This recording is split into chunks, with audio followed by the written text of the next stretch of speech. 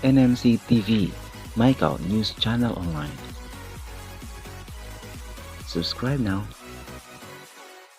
House Deputy Speaker and Camarines Representative Luis Lray Villafuerte has filed House Bill number 7004 or Mandatory Evacuation Center Act of 2020 seeking the establishment of mandatory evacuation centers in all cities, provinces, and municipalities to address the country's vulnerability on the impacts of climate change and other human-made disasters. Villafuerte said there is a need to strengthen the country's institutional capacity for building the resilience of local communities to adhere and adopt the universal standard of humanitarian assistance. He said, considering that the Philippines is susceptible to natural hazard, unforeseen disaster, and other calamities, the construction of mandatory evacuation center is warranted.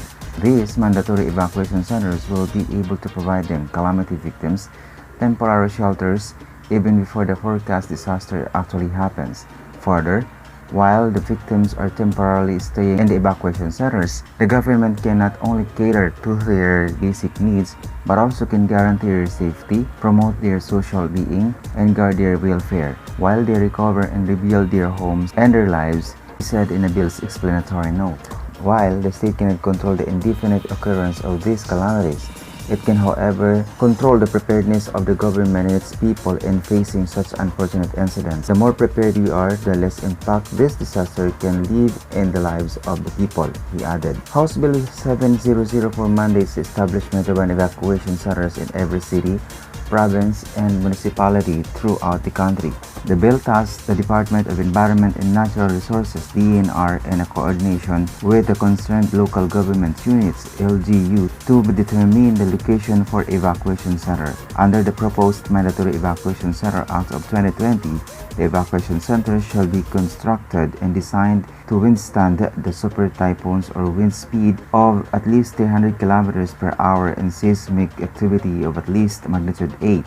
Evacuation centers shall be calamity resilient, be built with sturdy materials, and be built in accordance with the specification of Republic Act No. 6541, otherwise known as the National Building Code of the Philippines, and should be at par with the standards set by the International Building Code, Villafuerte said.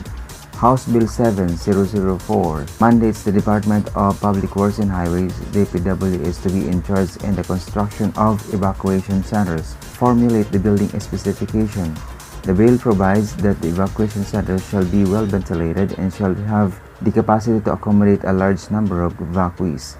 The National Disaster Risk Reduction and Management Council (NDRRMC) or its successor shall be primary lead agency which shall oversee the implementation of the proposed act, it said.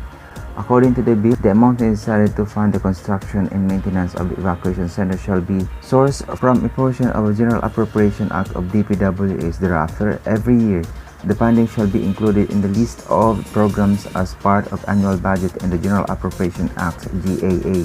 The Department of Interior and Local Government (DILG) and the DPWH, in coordination with concerned government agencies, shall formulate the implementing rules and regulations of the proposed act within 90 days after its effectivity. At yun nga po mga kaibigan, ano po ang masasabi nyo sa panibago na naman pong trabahong ito na ginawa ng ating butihing congressman na si Lray Villafuerte, na kung ating matatandaan ay naging bahagi din po siya sa pagtatalakay tungkol po sa franchise ng ABS-CBN na kung saan nga ay na-deny nga po ang franchise application ng nasabing Giant Network.